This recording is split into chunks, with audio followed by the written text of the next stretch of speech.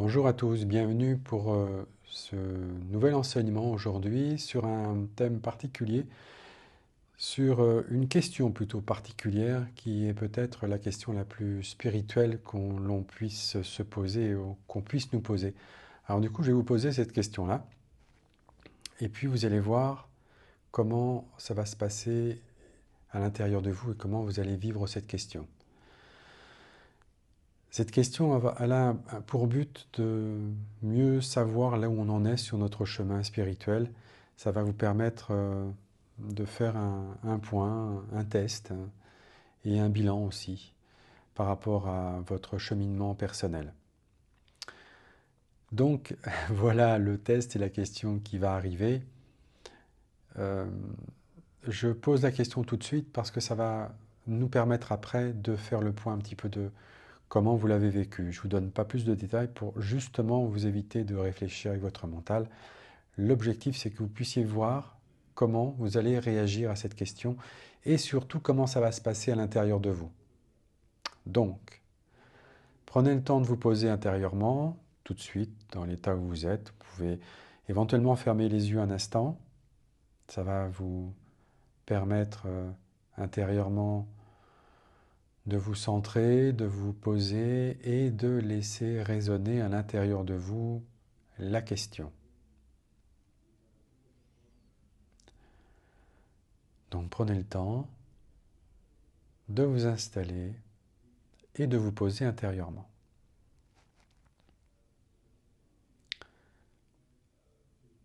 Et voilà la question test. Alors par rapport à cette question, prenez le temps de regarder et d'observer juste comment vous allez réagir à cette question. C'est important, hein. C'est la première réaction. Qu'est-ce qui va se passer? Je vous pose tout de suite la question, même si je ne pose pas la question tout de suite, c'est pour embêter votre mental. Du coup, dans l'impatience, du coup, il se pose la question de savoir, mais quelle est cette question? Et comme il se met dans un état de questionnement, ou plutôt d'excitation mentale, nous allons voir comment il va réagir. Alors, voici la fameuse question, qui bien sûr est une question en lien avec votre cheminement personnel et en lien avec votre spiritualité. Donc, la voici. À quelle famille vous appartenez?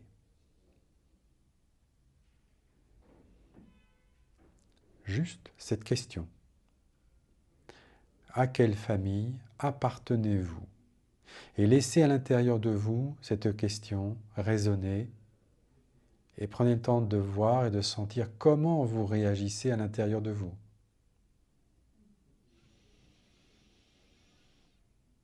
Et quelle est cette famille à laquelle vous appartenez? Qu'est-ce qui vous est venu en premier? Est-ce qu'il y a d'ailleurs autre chose qui est apparu après la première évocation de la famille? Est-ce que vous ressentez, est-ce que vous sentez, est-ce que vous savez que vous avez plusieurs familles à laquelle vous pouvez appartenir? Donc voilà un petit peu la question, tout simplement. Vous avez vu, c'est une question simple. Et pourtant, cette question va révéler énormément de choses sur votre cheminement personnel. Et souvent, je le dis, c'est vraiment la question spirituelle ultime, finalement. Je m'explique. À quelle famille vous appartenez? Quelle est la partie à l'intérieur de vous qui a répondu? Est-ce que c'est la partie justement de la personnalité, la partie personnelle qui connaît sa famille de sang, de chair et de sang, qui a pensé justement à sa famille originelle, biologique? Est-ce que c'est apparu? Et est-ce qu'il y a eu autre chose qui a succédé à cette réponse à l'intérieur de vous? Parce qu'il peut y avoir plusieurs réponses. D'ailleurs, Ça va indiquer s'il y a plusieurs réponses, justement là où vous en êtes sur votre chemin spirituel. Si, par exemple, une personne, bah, ma famille, c'est ma famille biologique, c'est ma famille de mes parents, ok. Et si la personne a fondé elle-même sa propre famille, avec un mari, une femme, des enfants, alors quelle est la place de cette famille qu'elle a créée? Vous voyez que déjà, ne serait-ce qu'en pensant à la notion de famille personnelle, euh, parents-enfants, eh bien, on a plusieurs réponses possibles. Soit on va répondre, nous, dans notre histoire familiale, eh bien, notre famille, c'est la famille d'où l'on vient, donc notre famille biologique, c'est-à-dire celle de nos parents. Ou alors, notre famille, c'est finalement celle qu'on a fondée avec peut-être des enfants, peut-être même des petits-enfants.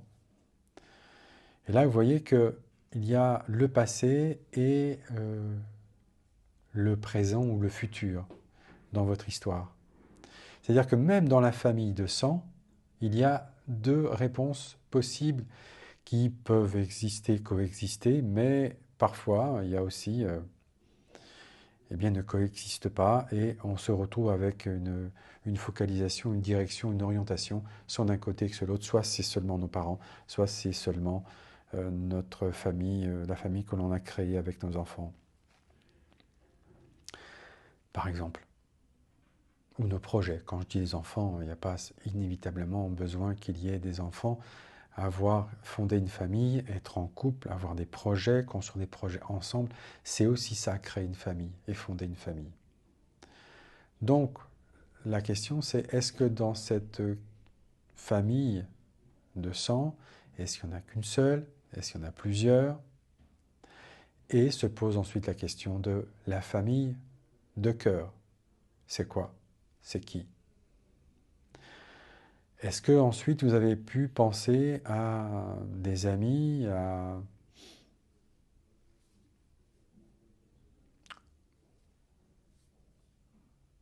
ou autre chose, justement? Mais alors c'est quoi cette autre chose? Certains l'appellent une famille d'âme. Certains appellent justement cette reconnaissance du côté de cette famille où on se reconnaît non pas dans le sang, non pas dans un projet professionnel, comme une famille d'une entreprise, d'une institution dans laquelle on travaillerait, mais dans une appartenance à non seulement des idées, mais surtout une orientation sur le chemin spirituel et en relation avec le sacré. Et là, on trouve cette dimension de la famille d'âme qui, eh bien, va se retrouver peut-être en porte-à-faux avec la famille de sang. Alors, c'est comme si on avait à l'intérieur de nous plusieurs possibilités d'appartenir à différentes familles. La question c'est, est-ce que l'on doit choisir une famille plus que l'autre? Eh bien, c'est là où on va justement continuer notre exploration et je vais vous présenter d'autres pratiques juste après pour vous permettre d'avancer justement vers cette résolution par rapport à cette problématique que ça pose. À quelle famille j'appartiens? Est-ce que finalement ma famille de sang doit être mise de côté pour pouvoir aller vers une famille dans le sacré? Est-ce qu'on doit remplacer notre famille de sang et de corps par une famille d'âme? Ça, c'est la question. Donc se pose la question après de là où se situe notre cœur dans cette histoire. C'est-à-dire notre cœur, notre relation d'amour, elle est vis-à-vis de qui? Vis-à-vis de nos parents ou alors vis-à-vis du sacré? Parce que derrière la notion de famille d'âme se cache finalement la notion d'amour vis-à-vis du sacré lui-même. Et notre chemin spirituel, il est justement dans cette direction, cette orientation d'aller vers cette dimension du sacré. Donc finalement d'aller vers cette dimension de la divinité, de Dieu, quels que soient les noms dont on l'appelle, ce sacré. Il y a la question de là où j'en suis, moi, sur mon chemin spirituel, sur ce cheminement vers le sacré. Donc derrière la notion du cœur se pose la question de finalement, à qui avons-nous offert notre cœur? Donc à notre famille originelle, nos parents, ou à celle, plus tard, qu'on a construite dans notre famille de sang aussi, qu'on a pu fonder, ou alors est-ce que on appartient à une famille encore plus grande dans cette dimension du sacré? Donc il est vrai que dans notre histoire, la loyauté d'amour, donc notre relation de cœur, elle va d'abord enfin, avec notre famille parentale, notre famille biologique. Elle s'inscrit dans la construction même de notre personnalité, et ça c'est complètement logique. Un enfant vient au monde, on vient au monde grâce à nos parents sont à ce moment-là notre seule référence, et c'est notre seule famille.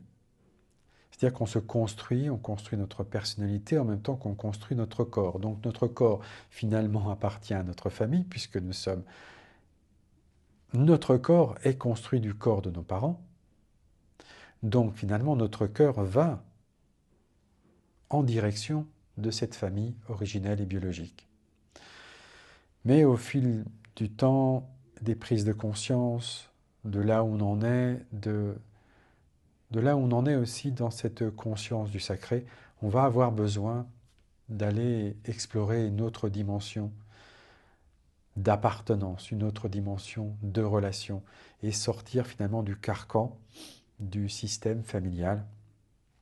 Parce que finalement, on a tous eu le sentiment que tout ce qui touchait la dimension parentale et de notre histoire familiale, dont on a hérité et dont on est loyal aussi, eh bien, elle porte, cette histoire familiale, des blessures. Et c'est vrai que quand on avance sur un chemin spirituel, on avance sur un chemin de libération.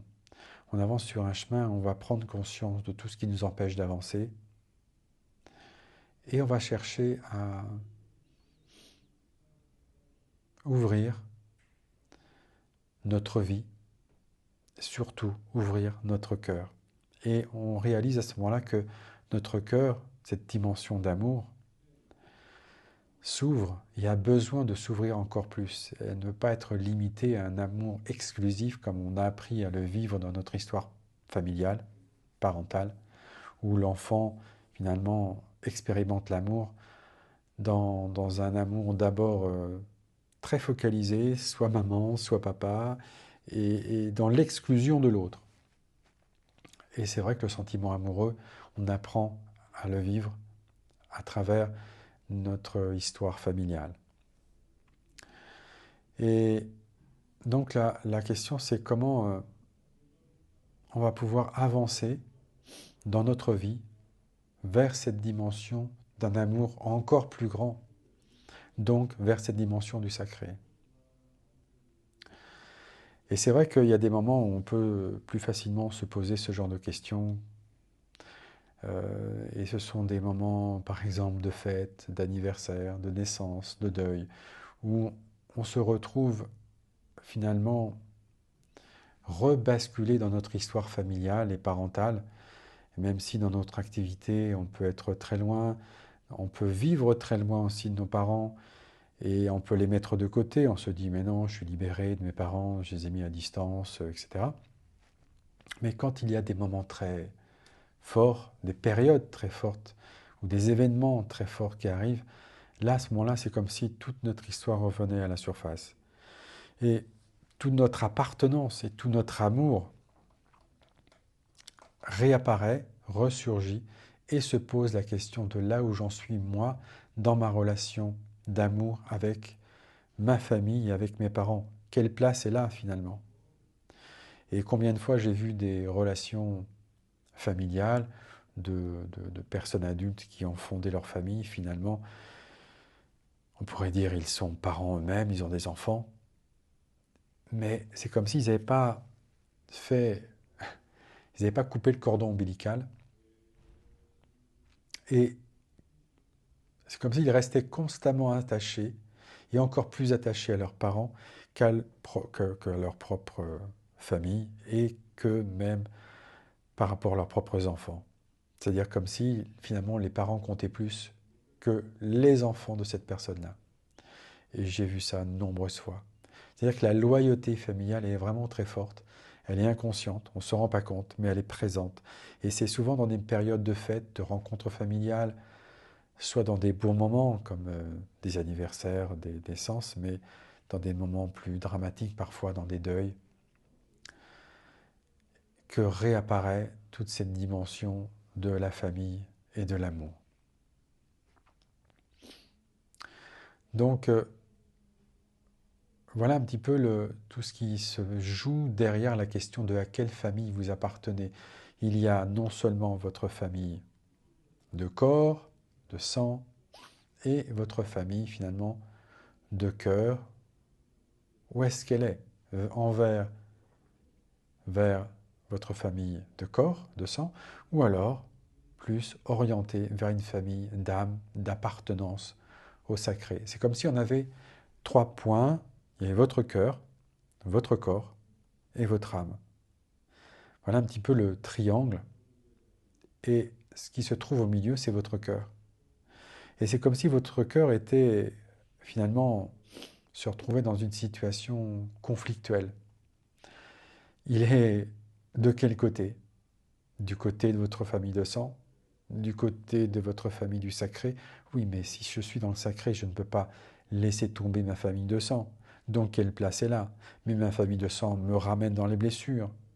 Donc me ramène dans un amour exclusif. Donc on n'est pas dans un amour inconditionnel, c'est-à-dire tourné vers le sacré. Voilà un petit peu le conflit et tout le questionnement qui va surgir autour de cette question. Ce qui fait que derrière cette question-là se joue finalement là où j'en suis. Où est-ce que j'en suis moi dans mon cheminement personnel? Est-ce que je suis capable de vivre ma vie? Oui, mais vivre ma vie en tant que qui? En tant que personnalité dans le monde finalement où je répète le schéma et les schémas familiaux? Ou alors je vis ma vie sur un chemin dégagé d'une appartenance familiale et vers un chemin spirituel. Donc voilà la question. Sachant cela, du coup, je vais pouvoir vous proposer une autre pratique par rapport à ça. Donc prenez le temps de vous installer, prenez le temps de vous poser intérieurement.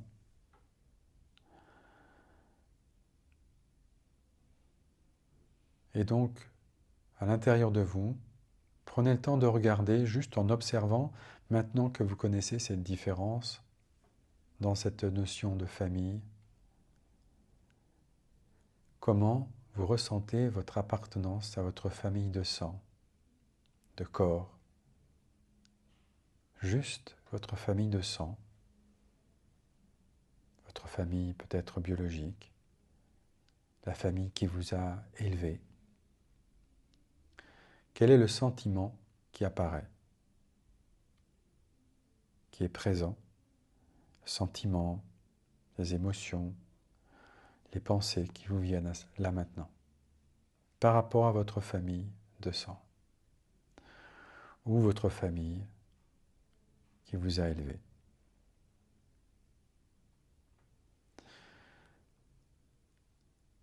Maintenant, nous allons continuer la pratique. Ressentez votre cœur.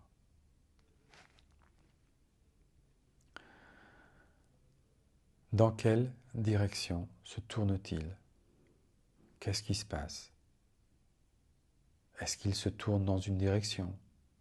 Ressentez-vous un conflit entre ces deux dimensions d'amour?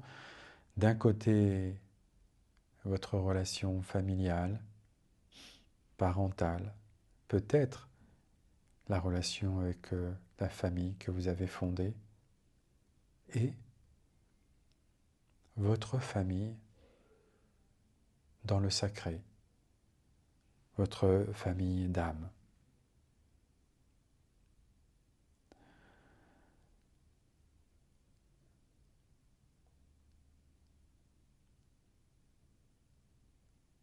Vous voyez là, à ce moment-là, qu'il y a comme un conflit dans votre cœur.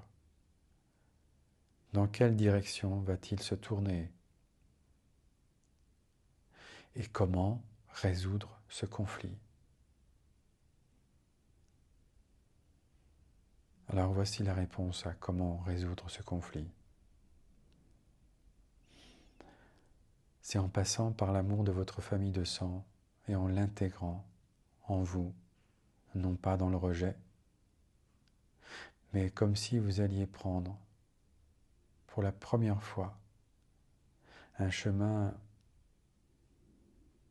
où vous allez la réintégrer à l'intérieur de vous, non pas avec les blessures vécues, mais dans un acte d'amour encore plus grand, dans un acte sacré. Voilà la pratique à laquelle je vais vous emmener. Parce que derrière se cache la question de votre identité. Souvent, on nous pose la question de à qui on ressemble.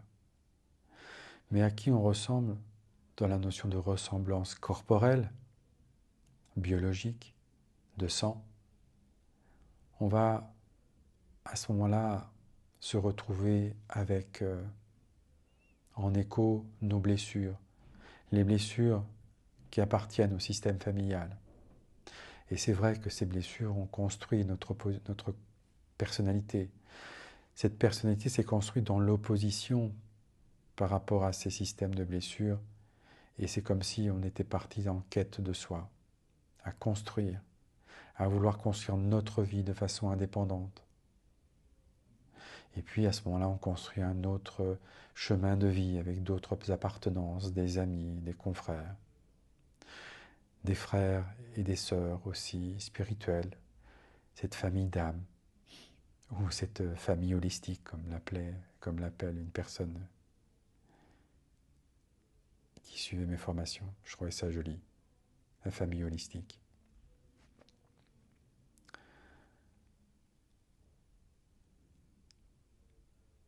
Et en fait, on a tous besoin, à travers cette notion de reconnaissance, de sentir l'amour qui nous lie aux autres. Nous sommes tous en quête de cet amour. Et si on ne le trouve pas quelque part, c'est comme si on va avoir besoin d'aller le trouver ailleurs. D'où justement créer notre famille, avoir des amis, avoir des cercles d'appartenance où on se reconnaît, où finalement on se reconnaît dans nos valeurs. Chacun d'entre nous, on va être dans cette quête-là.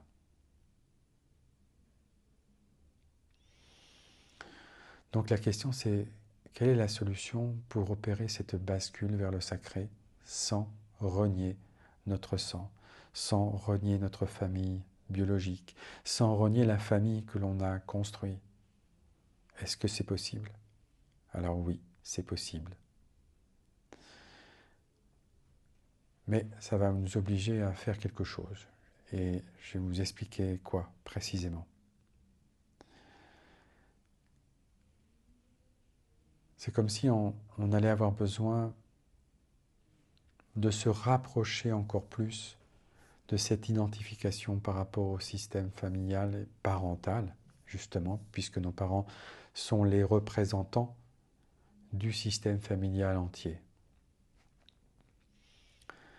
Et donc c'est à travers eux qu'on va pouvoir, en les intégrant à l'intérieur de nous, voir si nous allons pouvoir les intégrer jusqu'au point de cet amour dans la fusion des cœurs et dans cet amour qui va dépasser la relation purement d'amour parent-enfant, mais toucher une dimension d'amour qui est et qui touche la notion de l'amour inconditionnel et d'un amour qui touche la notion d'universalité, qui touche la notion justement du sacré. Donc voilà l'enjeu de ce travail et de cette approche et de cette question et de ce que ça vient toucher et révéler.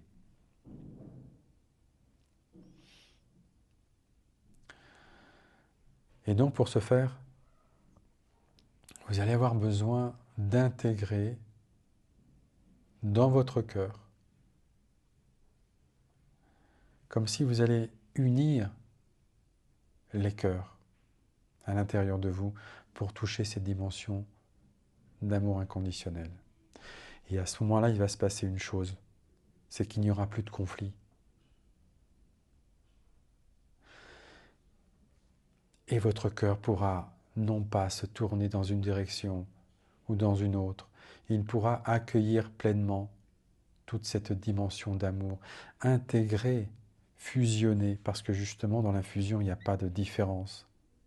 Il y a un acte d'amour où on se fond tellement dans l'autre que l'on est l'autre, que nous sommes l'autre. Et à ce moment-là, il n'y a plus de différence. Mais s'il n'y a plus de différence, il n'y a plus de conflit. Voilà la clé et la solution de toute résolution de conflit. Et ça, on est à ce moment-là, ici, dans l'acte le plus spirituel que l'on puisse poser et vivre. C'est être capable d'intégrer dans un amour inconditionnel toute la dimension de la réalité. Mais la question c'est, est-ce que nous allons pouvoir le faire? Est-ce que nous allons pouvoir le vivre? Est-ce que notre cœur va pouvoir l'accueillir pleinement? Et quand je dis notre cœur, c'est est-ce que notre cœur va être capable d'intégrer, finalement, de laisser toutes nos blessures disparaître dans cette fusion, comme si nos blessures s'effaçaient. Voilà la question. Est-ce que notre personnalité va pouvoir accepter de passer à autre chose? Donc voilà la suite de la pratique. Je vais vous la proposer. Donc prenez le temps de vous installer. Prenez le temps peut-être de fermer les yeux et de vous poser intérieurement.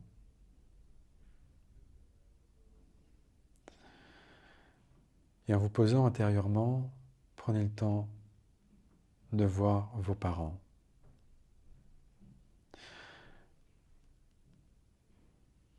Pouvez-vous sentir que vous les invitez à venir vers vous?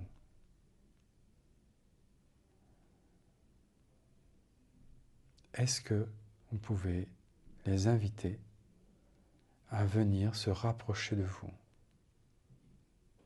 Comment ça réagit à l'intérieur de vous?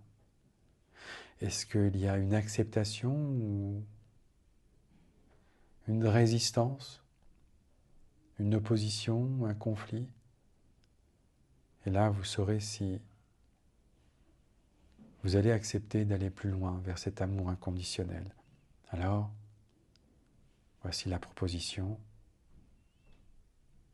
Laissez venir vos parents encore plus proches, comme si vous pouviez sentir et les voir se fondre en vous,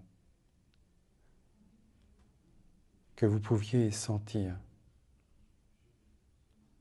que vous êtes en train de devenir eux,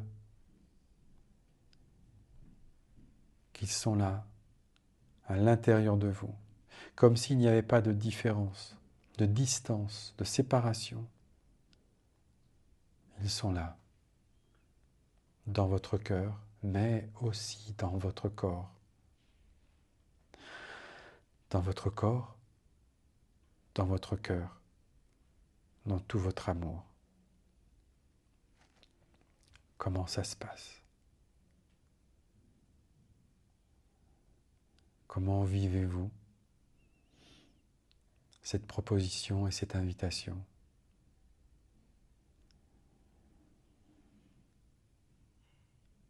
Pouvez-vous sentir que votre cœur peut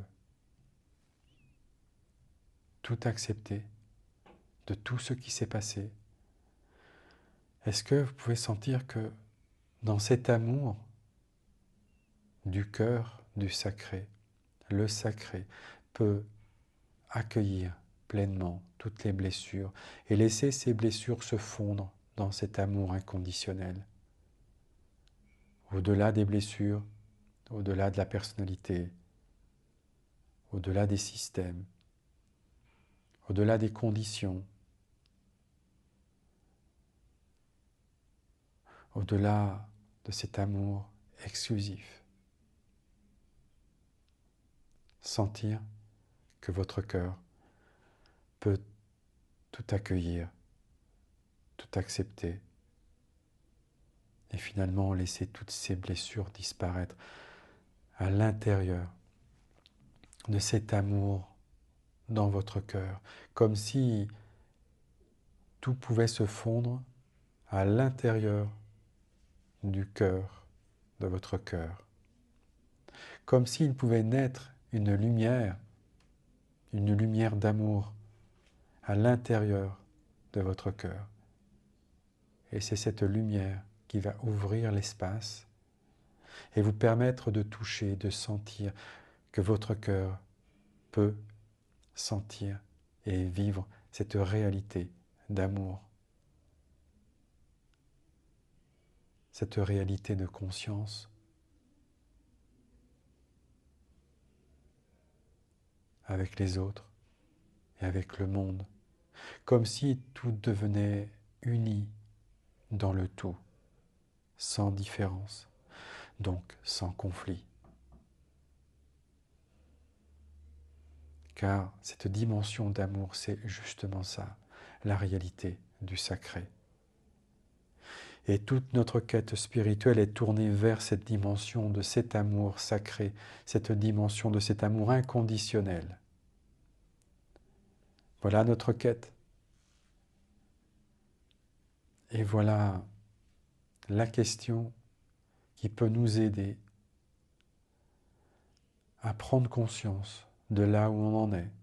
Alors même si vous n'avez pas pu complètement vivre cette fusion, peut-être avez-vous pu voir là où vous en êtes. Est-ce qu'il y a des blessures qui restent accrochées? Alors s'il y a des blessures qui ne veulent pas passer, s'il y a une opposition, vous savez maintenant du coup, eh bien le pas, l'étape qu'il va vous rester à franchir.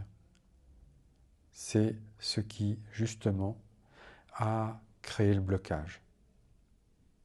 Donc vous allez avoir la possibilité et l'opportunité de pouvoir travailler cette blessure, ce blocage, et je vous le souhaite du fond du cœur de pouvoir ouvrir votre cœur et de laisser ce blocage, cette fermeture se dissoudre dans cet amour qui est plus que l'amour de votre cœur, c'est l'amour de votre âme, c'est l'amour du sacré lui-même.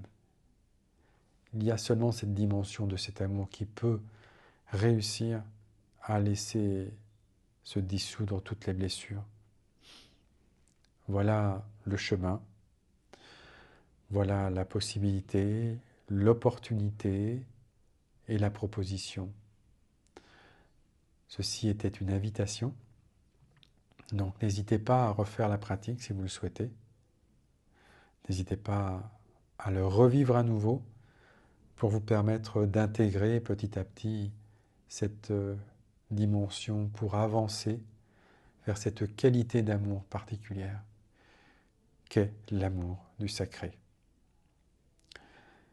Et là, vous sentirez que par rapport à la première question de à quelle famille vous appartenez, eh bien, peut-être que vous pourrez répondre quelque chose qui serait comme ma famille est la vie, l'humanité, le sacré. Chacun va avoir sa réponse à ce moment-là, mais en tout cas, vous répondrez quelque chose qui sera dans cette dimension d'un amour qui va inclure tout, tout le contraire d'exclure. Donc voilà l'invitation. Et encore une fois, c'est vrai que les périodes où on se retrouve confronté à notre système familial sont peut-être des bons moments pour justement faire le point sur cette question-là. Donc c'est une proposition à tester. Merci à vous pour cette pratique et d'avoir participé. Et je vous souhaite une belle continuation dans cette expérimentation de cet amour. Et à bientôt pour la prochaine session d'enseignement. Au revoir.